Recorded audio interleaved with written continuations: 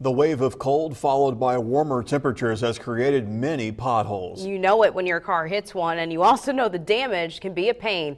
News 10's Abby Kirk is live at Berger Chrysler Jeep in Terre Haute this morning. That's where they say they're seeing more repairs. Abby. Yeah, Aaliyah, John, it seems nearly impossible to avoid all these potholes on the roads right now, but there are a few suggestions that Berger Chrysler here in Terre Haute has for you if you do hit one on the road. So joining me this morning is Daryl Moss. You saw him in our last half hour. He joins me again. How are you? Doing great. How are you? Doing good. Okay, so say I hit a pothole on the road. You feel it immediately. Oh, yeah. What should I do? Well, the first thing you want to do, if you feel anything that feels abnormal, let's stay safe.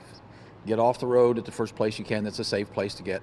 You want to get out at that point in time, you might want to take a look. Do I have a damaged tire? Do I have a damaged wheel? Is there something broken that's obvious that I can see right off the bat? You know, the scariest thing about potholes, beyond just an obvious damage or something like that, is the things that it damages that you can't see that's happened right now. You know, you can't see. If you've got a flat tire, if you've got a broken wheel, it's obvious.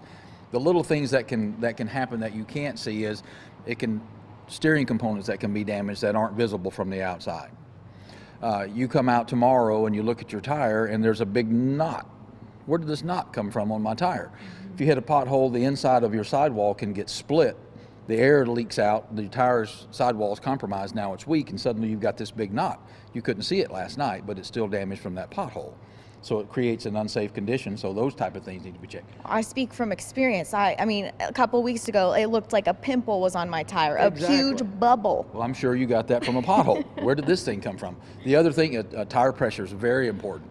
You know, you hit that, it pops the bead a little bit, you lose a little bit of tire pressures. You want to be sure to check your tire pressures. Keep them all even all the time, something that a lot of folks just neglect to do. You're welcome to come by here. Our customers come by for us quite regularly here at Berger, and we check the tire pressures for them. They just drive in, we check them and send them on their way. Just something that, you know, they know they can count on us for. What's a good level of tire pressure-wise to be at? Well, it depends on the vehicle.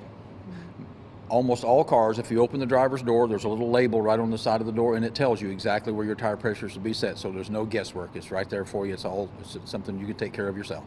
Okay, well, thank you. Awesome tips. Thanks for joining me this morning. Glad We'll to be be here. back in our next 30 minutes, but for right now, I'm going to send it back to you guys in the studio. Abby Kirk, News 10.